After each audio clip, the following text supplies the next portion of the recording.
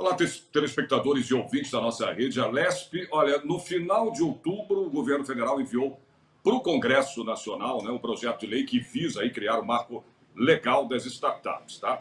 O objetivo é proporcionar um melhor ambiente, né, para os negócios, simplificar, né, a criação de empresas aí do gênero, estimular o investimento em inovação e também, né, fomentar o emprego e a inovação. Para isso, eu vou conversar hoje no nosso programa Conexão Legislativa com o Daniel Marques, que é diretor executivo da AB, já está aí no seu vídeo, na sua tela, o Daniel, da AB2R, que é a Associação Brasileira de Lautex e Legaltex. Pois é, tudo bem, Daniel? Daniel Marques. Tudo ótimo, A gente Sérgio. quer saber, né, Daniel, para quem ainda tem dúvidas, né, como eu, né, como várias pessoas, claro, né, como uma empresa é classificada como startup. Vamos do começo mesmo. Ótimo. Muito obrigado pelo convite, estar com vocês aqui.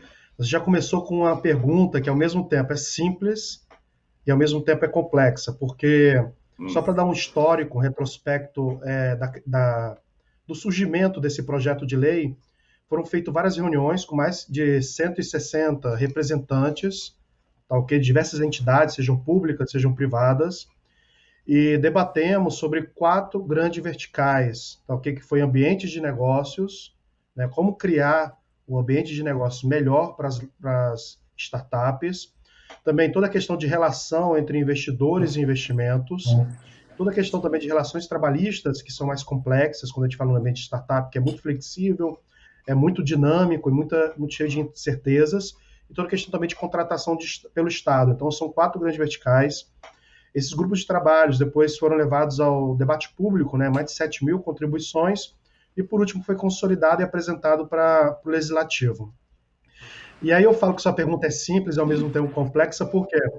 Porque quando a gente discutia pontos concretos, né, como criar um melhor ambiente, como melhorar a relação entre investidor e investimento, relação trabalhista, contratação de Estado, a discussão ela flui muito bem, mas quando a gente ia para o debate de definir o que é uma startup, ficava muito difícil, né? E para o direito é importante essa definição para ter um enquadramento.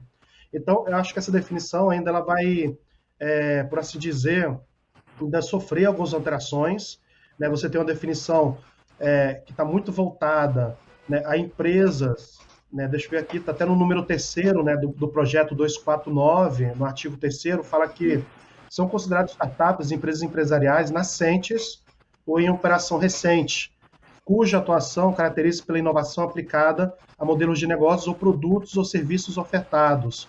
E aí se fala também de um faturamento máximo de 16 milhões por ano, se fala também de um período, né, que tem que ter no máximo 6 anos. Por um lado é bom, porque você meio que enquadra, mas por outro lado, quando a gente fala de startup, quando a gente fala de inovação, quando fala de tecnologia, o ambiente de inovação, ele é muito ágil, ele é muito dinâmico. Então, existe um perigo também de você acabar excluindo, quando você define demais, certas empresas, certas inovações que possam surgir. E adivinha? Então, essa era uma discussão, tanto que a gente nunca começava com esse tipo de debate, né, o que é startup, mas acabou se colocando uma definição e, com certeza, isso vai ser debatido ainda no processo legislativo. Porque, como você falou, é fácil, mas também não é tão assim, né? É fácil de explicar, né? Mas, por outro lado, tem aí as suas dificuldades, né? Para entender realmente o que uma startup, né? O que ela faz, né? Você fala em simplificar aí empresas do gênero, estimular o investimento e inovação, mas muita gente, né, não entende, fala o quê? O quê? Startup? É difícil. Né? Por isso que a gente precisa explicar numa linguagem mais simples para que, né, Daniel, as pessoas entendam, né, melhor o que realmente significa uma startup. Né? Agora, Oi, pode falar, Daniel. Assim, acho que a gente pode, assim, acho que a gente tem um conjunto de características. Eu sou muito a favor de você, de repente, elencar um conjunto de características e algumas startups vão se encaixar mais ou menos. Então, uma coisa é certa, tem que ter uma base tecnológica, tá ok? Isso é muito importante. Tem que ser algo que tenha algum incremento na inovação, seja para incrementar, seja para fazer algum tipo de disrupção, né, no serviço ou produto, senão você se encaixa no padrão, no modelo tradicional. Mas o mais importante, eu acho, quando a gente vai para o setor, que é o setor legislativo, é entender, né, qual é o perfil de empresa de base tecnológica que nós queremos impulsionar através desse marco regulatório. Isso é muito importante, né? Nós queremos empresas que ofereçam melhores produtos e serviços, empresas que muitas vezes não encaixam nos modelos regulatórios atuais, que acabam tolhendo, né, muitas iniciativas. Então, acho que esse é o grande desafio, né? Entender que tipo de empresa e perfil de empresa queremos incentivar para melhorar a sociedade, para melhorar a relação de consumo e consumidor, para melhorar a relação com o Estado. Então, acho que isso é o mais importante, né? E a partir disso discutir, né, e elencar esse conjunto de características que possam estar fazendo parte desse ambiente.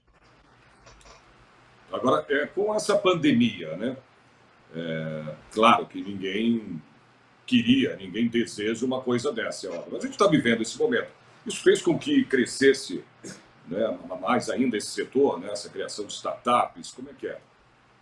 Né, devido ao momento que a gente vive. E que, claro, mesmo terminando, a gente sabe que não vai ser como era antes. Isso a gente sabe, né? Então, a pandemia, o que ela fez, né, um dos seus efeitos secundários, né, ela obrigou a gente a acelerar o processo de adoção de tecnologia. Né, eu sou diretor da Associação Brasileira de Lawtechs e Legaltechs, são startups, são empresas que oferecem soluções para o mundo. Tem que você falasse, Lawtechs, né? Legaltechs e Legaltechs são empresas, são as startups, elas podem ser segmentadas. Então você tem startups que é do ramo de saúde, então são as health techs.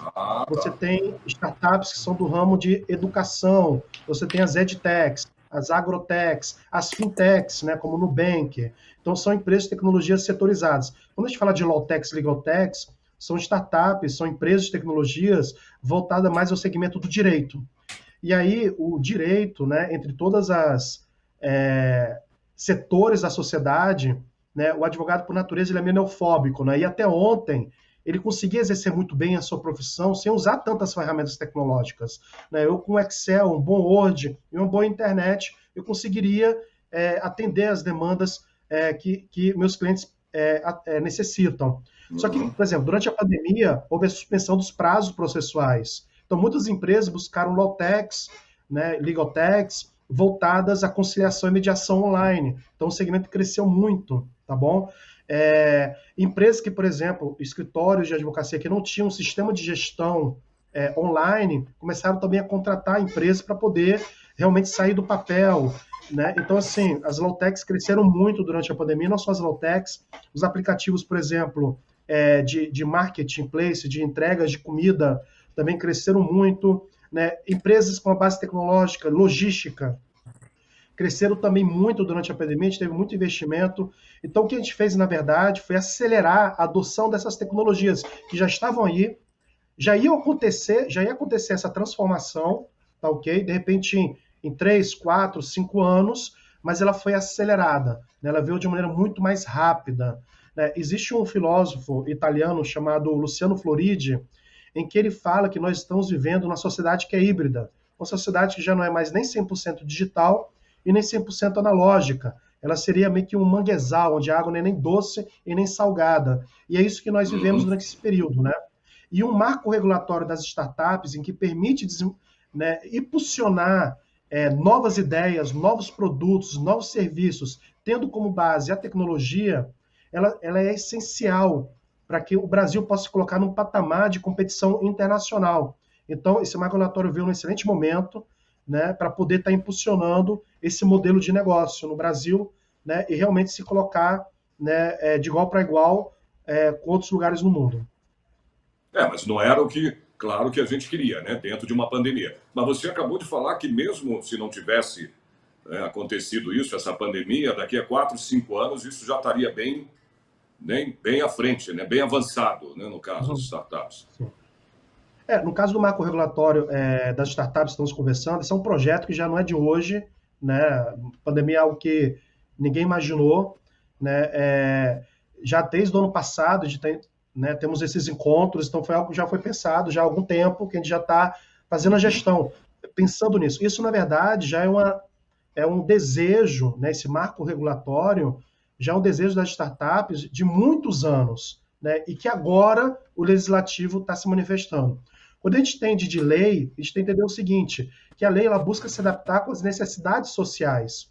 E as startups elas não tinham uma segurança jurídica, e ainda não tem, porque não foi aprovada ainda a lei, para poder atuar de uma maneira inovadora dentro do mercado brasileiro, sumamente regulado, sumamente pensado para um modelo de negócios que já tem muitos anos. Então, assim, é muito importante criar um arcabouço legislativo que possa criar uma segurança jurídica para poder Claro. surgirem cada vez mais startups e empresas de tecnologia. Então, esse é um negócio que já vem de anos, não é de hoje. A gente está falando já de 5, 6 anos atrás, e que agora conseguimos colocar no legislativo para que possa ser aprovado e gerar uma segurança jurídica. Perfeito.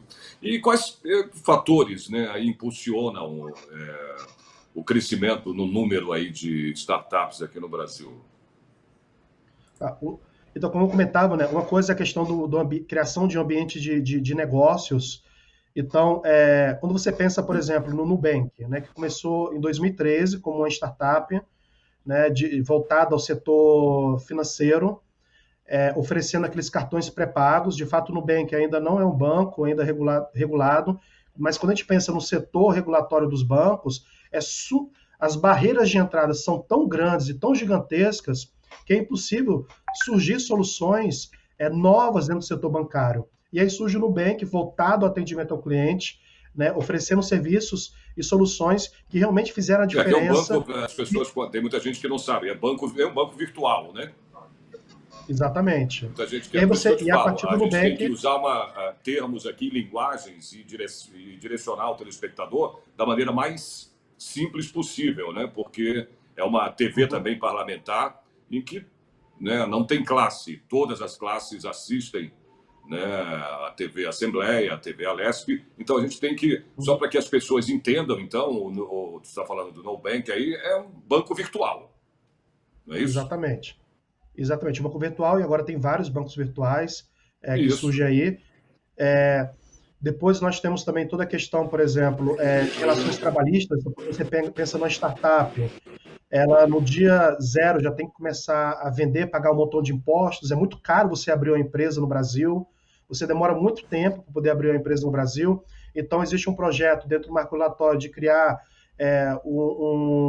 a Inovativa Brasil, que justamente visa eliminar todas essas taxas, né, de abertura de uma empresa para facilitar, e não só facilitar a abertura, mas também facilitar o fechamento. Né? Você vê países que, quando a empresa quebra e fecha, é muito mais fácil, muito mais simples. Né? Hoje em dia, o Brasil é somente caro e muito difícil. E aí o empreendedor, praticamente, ele tem uma única chance. Né? E se não der certo e quebra, ele fica com as pernas totalmente tolhidas e não consegue avançar em outros negócios. Então, você acaba travando o avanço e o surgimento de novas empresas.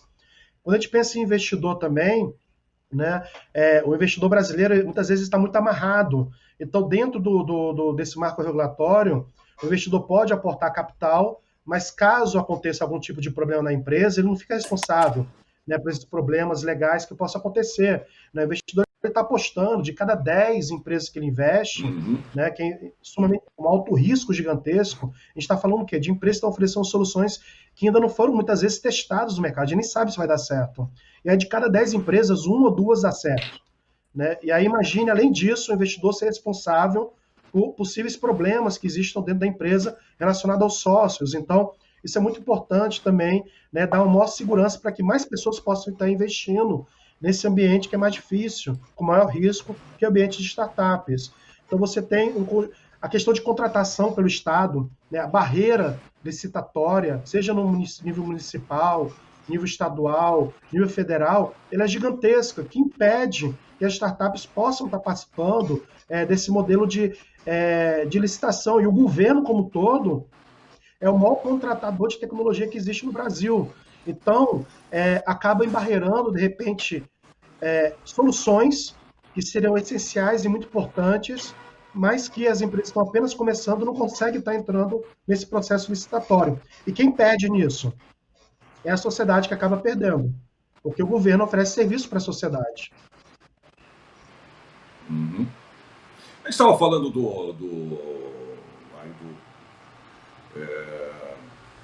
do Congresso Nacional, né, que enviou esse projeto de lei, enfim, que visa aí criar esse marco legal, né? Só para que a gente entenda melhor, Daniel, eu queria que você falasse mais sobre o marco legal das startups.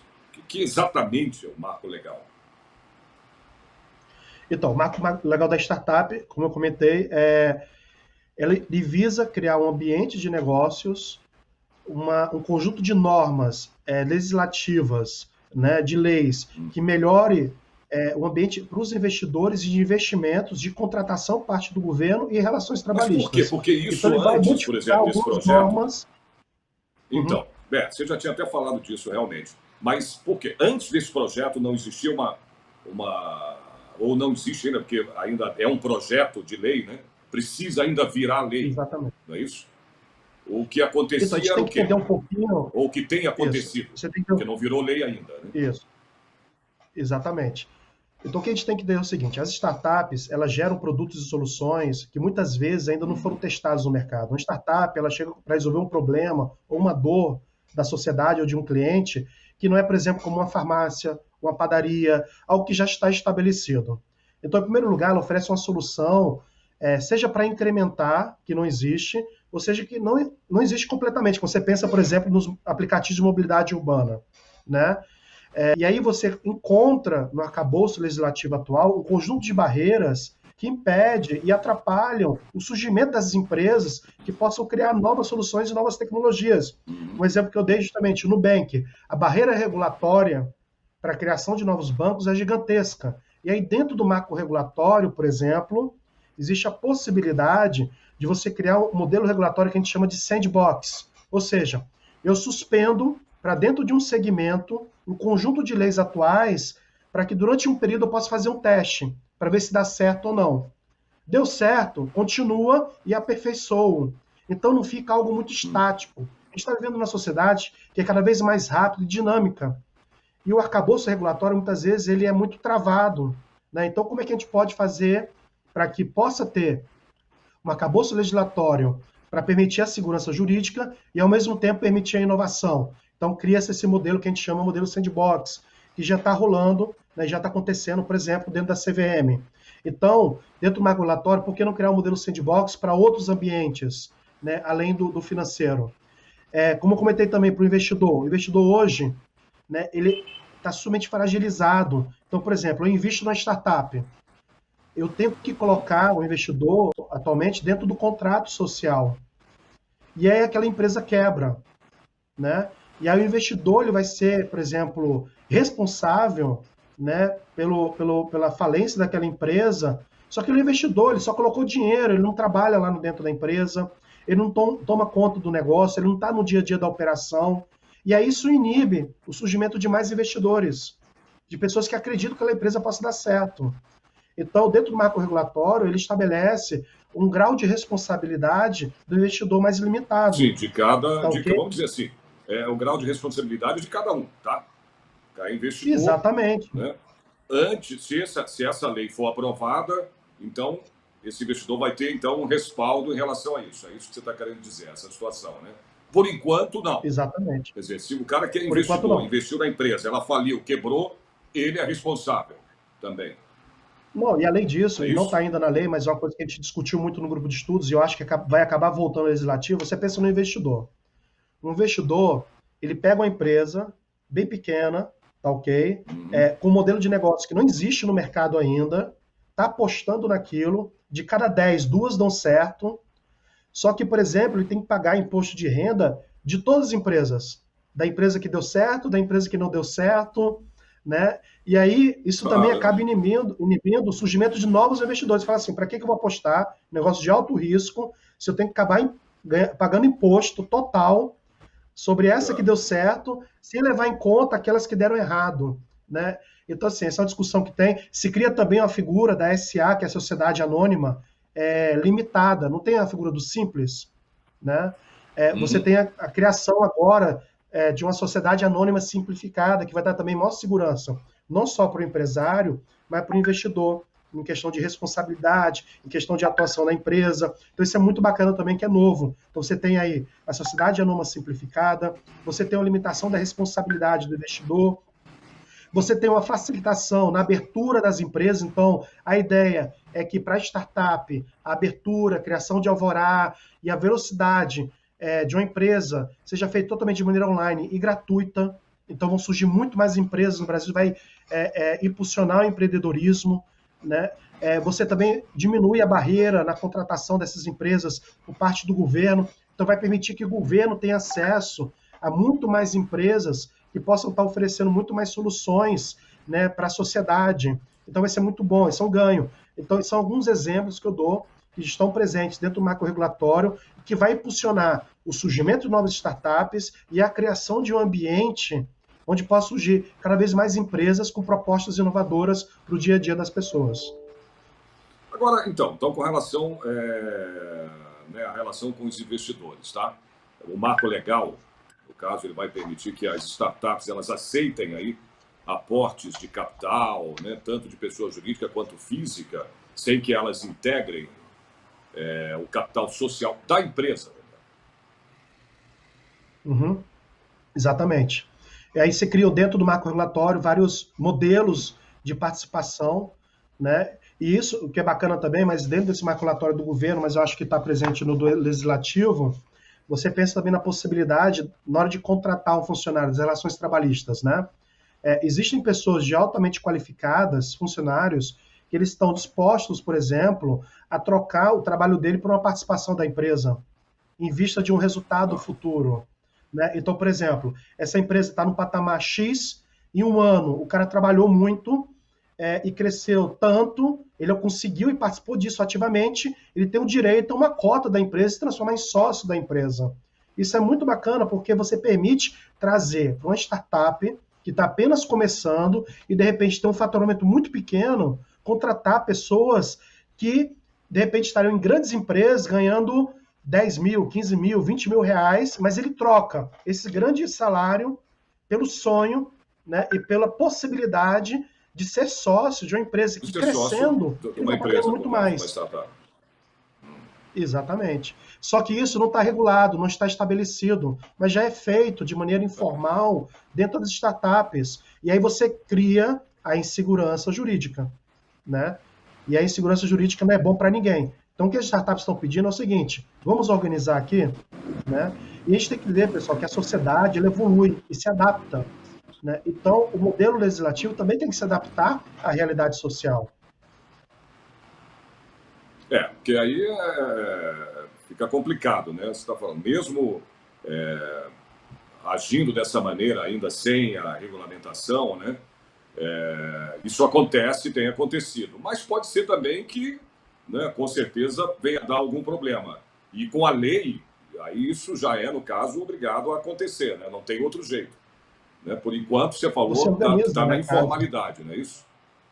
Exatamente. Essa situação de poder acontecer isso, quer dizer, a pessoa se tornar, né, sócio da empresa, mas isso, por enquanto, não é garantido. Não há uma regulamentação, né? E assim, e tem várias anedotas, né? Você pega lá, por exemplo, uma anedota do Facebook, o cara que pintou, fez uma pintura na parede do Facebook, o fundador não tinha um centavo, falou, cara, eu vou te dar X% da minha empresa, no meu agora, e o cara, ele trocou por isso, e agora o cara é sócio minoritário, bem minoritário, só que assim, o cara é milionário, porque ele, tá bom, eu aceito por isso, tá ok? É uma aposta, assim, mas não, é uma aposta no sentido não de jogo, mas é de acreditar que existem muitas soluções, né? Existe uma sociedade que está desatendida, né? Quando você pensa na questão do Uber e táxi, né?